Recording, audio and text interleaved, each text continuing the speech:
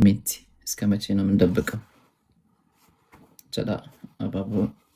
family ililli haba sadina wala gutu dandeessa namni sadi ililli አባበሸን ከምብራ namni bira እሺ እንከኒና በቃ ኢሳ አባቦ እኔ ስንትናታና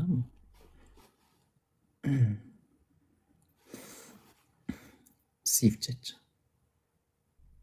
ኤየን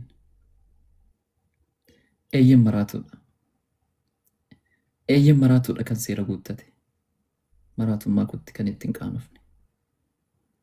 eeyyama kan qabu firritti hin dabare firri koos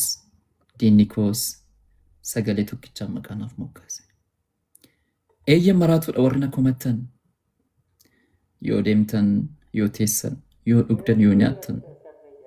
qubanatti qabdanii warrina cirattan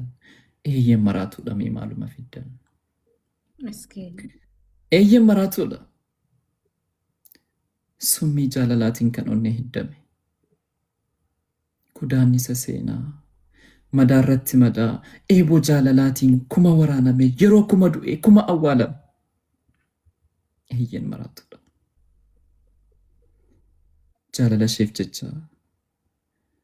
isheef jecha waan an qabu dhabee harka duwwaatti hafee maqaa koo dagadhee kabaja koo dhiisee kolfa ishee hordofee isheef bakka laadhee fiigee gangaladhee dhiigee sagal kufee firan qabnee ta'e bakkeetti gatamee sin jaalladha siifan du'a sin jaalladha onnee koorraa si malee hin jiraadhu addunyaa kanarraa sin jaalladha jaalala dhugumaa si malee jiraachuu dadhabee kophummaa jedhee miila isheetti kufee ishee gaafachuun koo erga badii ta'e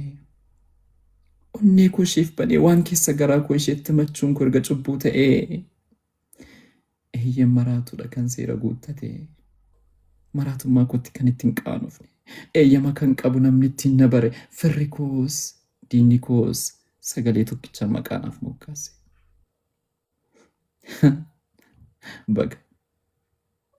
bagansi jaalladhe bagansiif maraadhe bagansiif dadhabe bagansiif gaggabe siif jecha duumessa gargar saaqee samiirra qubadhee urjii gadar caasee jaafadhee irra taa'ee dungoo jaalalaa bobeeffadhee habaaboo jaalalaa harkatti qabadhee siif jecha tulluurra qaari'ee laga gibee daakee fedhu koochoo baasee balalee dhufee liqeeffachuu ta'us baabura bitadhee oofaan dhufa si bira ofitti si qabeensi hammadhee rafa gorora kee unachaa afuura kee dhandhamaa guntuta kee giddu shurrubbaa kee jalaa abjuu hiikan qabne abjootuu ta'ullee saani guunaayyoo sangaan dhalillee jaalala keef gumaa kamuu nan baadha waan hin taane ta'us hin ta'in nan godha